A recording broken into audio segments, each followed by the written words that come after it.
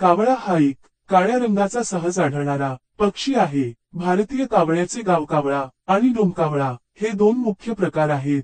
कावळा हा अतिशय चलाख व तीक्ष्ण नजर असलेला पक्षी आहे. पक्ष्यांमध्ये कावळा हा सर्वात बुद्धिवान आणि सावध समजला जातो. ते गटागटाने राहतात. रात्री एखाद्या मोठ्या झाडावर त्यांचा मुक्काम असतो. संध्याकाळी ते एकत्र आले की खूप गोंधळ करतात. मोठ्या मोठ्याने काव काव करून ते एकमेकांना कोणता संदेश देतात हे मात्र अजून समजलेले नाही.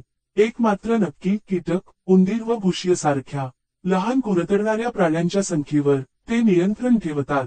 शेतीत वापरली जाणारी विषारी कीटकनाशक द्रव्ये खाऊन कीटक, उंदीर आणि सरपटणारे प्राणी मरतात.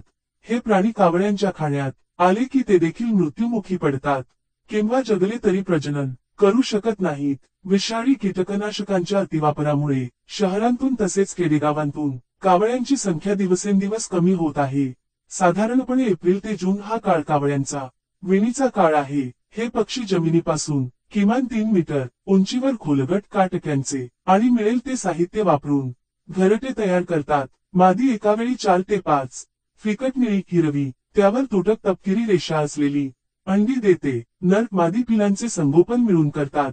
कित्येकदा कावळ्याच्या घरट्यात कोकिळा आपली अंडी सोडून निघून जाते. अशा पिलांची देखभाल कावळेच करतात.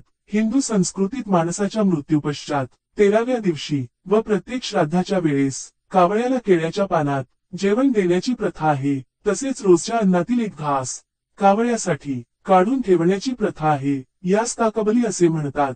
कावळा पक्षाविषयी माहिती आवडल्यास व्हिडिओला नक्की लाईक करा आणि आणखी नवनवीन माहितीसाठी आमच्या चॅनलला सबस्क्राईब करा.